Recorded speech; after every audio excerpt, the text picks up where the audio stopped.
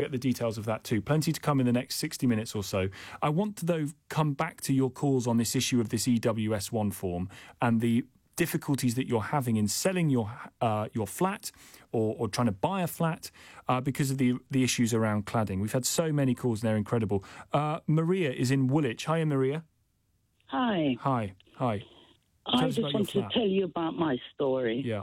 I bought this beautiful apartment and was very and had a year, but I tried to sell last year, only to find out that the valuation came back from a buyer, and I had a nil valuation.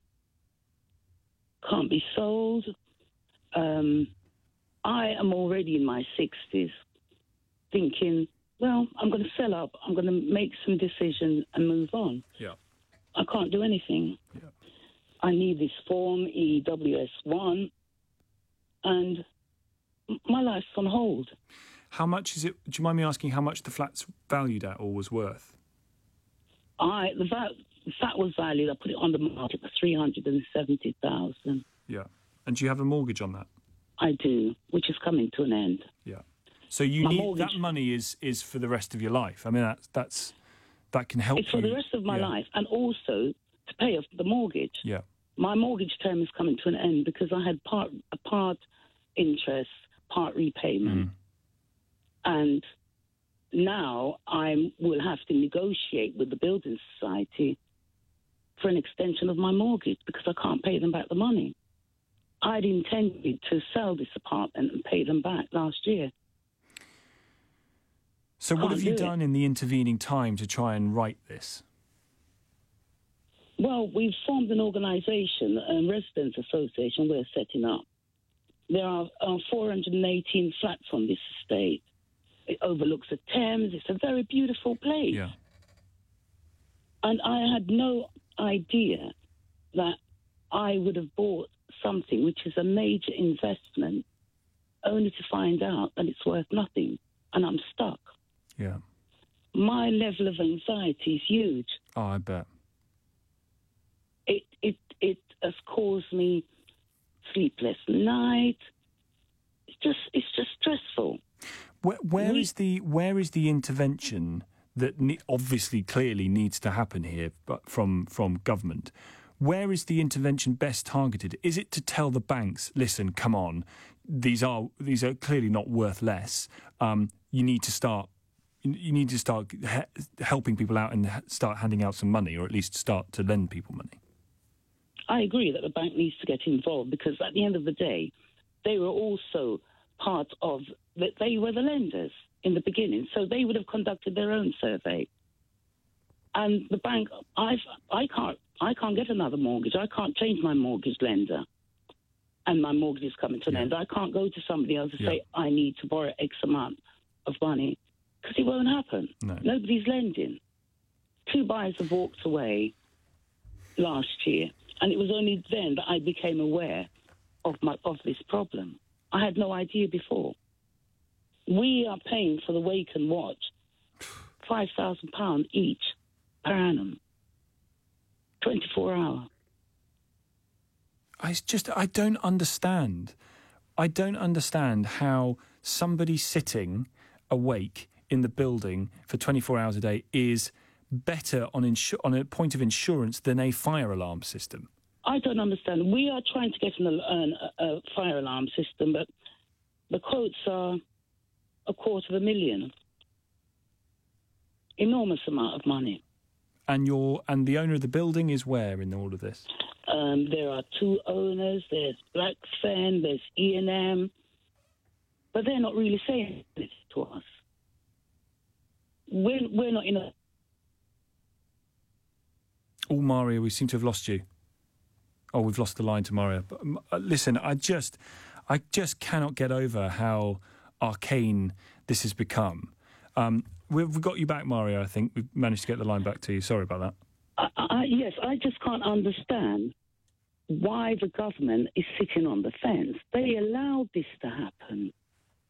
They relaxed the regulations so companies like Barrett's can make death traps like this. And they made a fortune from this development. Yeah. This is like PPI. We've been missold. How much did they set aside for PPI? I bought this apartment in good faith. Yeah. I think, again, part of what I don't understand about this is why everything seems to come down to this particular form, and all the other forms of mitigating a fire are not taken into account at all. If you don't have any fire alarms and you've got no functioning stairwell, and it's all, then it's sort of understandable that lenders might go, not sure about this. But that's not the case for the vast, overwhelming majority of people. It all comes down to this form. Mariah, I'm so sorry. I just think, I just hope that something can be done incredibly quickly to try and resolve this. Here's Daniel in Hornchurch this morning. Daniel, hi. Hello, Tom. How are you? Yeah, good, thank you. I'm amazed, actually. Yeah, so I'm a mortgage broker. I've been doing it for many years. And this problem's come up, obviously, sadly, since Grenfell. And I've got some good customers that I've used, or they've used me for a number of years, that have been massively impacted. I do also want to point out, Tom, that a couple of your callers have said about their own banks, and I just want to try and maybe throw some free advice out there just to try and help some people as well. So in relation to the form, the first problem that you've got is the EW1S form basically wants to have no combustible material. So none, absolutely none. And in order for it to pass and the bank to be satisfied, there can't be any. They'll go back to the building regulations at the time, and the builders at the time were allowed to use, and I don't know the exact percentages, but let's just pluck a figure and say 5 or 10% in a block they was allowed to use of combustible material. So they're conflicting. When I was trying to research and source lenders for a good client of mine, spoke to 5, 6, 7 main high street banks that were not budging, that have done valuations on these properties, and without the EW1S form coming back approved, they're not lending. Now, that's where the conflict is, that one's saying you need to have no combustible material and an approval on an EW1S form. But, of course, the builders at the time are saying, well, no, we're not going to sign off to say that this is not going to be at risk, because if we sign it, then it's on our head.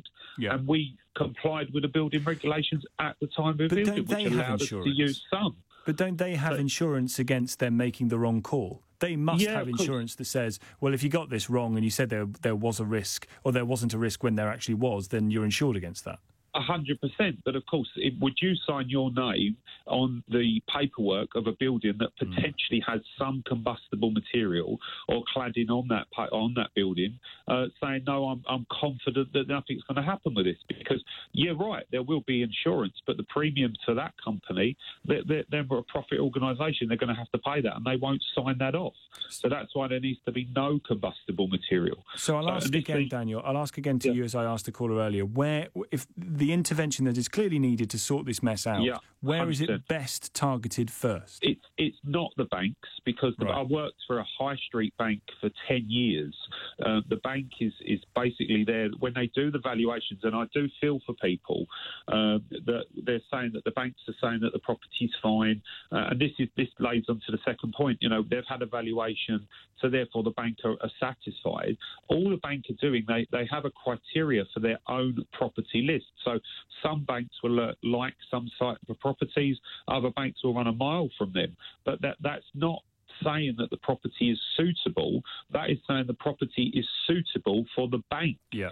So therefore, when the lenders, when the buyers have bought these properties and they've got an approval, and the advisors not give the right advice at the time of the meeting, saying have a home buyers report, have a full structural survey, make sure you're comfortable. They're going for the cheap option and saying, the bank approves it, so it's fine. It's Daniel, I mean, I can't say any more than I have done about how flabbergasting the last hour and a bit has been discussing this, but it has been a complete eye-opener, and it is a shambles, and it cannot have been allowed to have gone on for 2.5 years. That means that people who are doing the right thing, trying to do the right thing, trying to get on with their lives, are spending Christmas Day walking around their own building for 12 hours to keep insurance costs down, to make sure it's not on fire. It's just totally unacceptable. And surely, after all this, and I pay massive tribute, as I would always, but I pay massive tribute to Rachel Venables, LBC's chief correspondent, for doing this story and for it having the effect that it's having. And I just hope, and we will keep on it, obviously, but I just hope that the people that can actually make the difference here are listening and are able to do something about it, because we should be questioning those who are in charge of this and can do something about it regularly to make sure they are, because so many people, I could fill another hour, so many people are affected by this, that it's got to be done. Daniel, thank you so much for your call.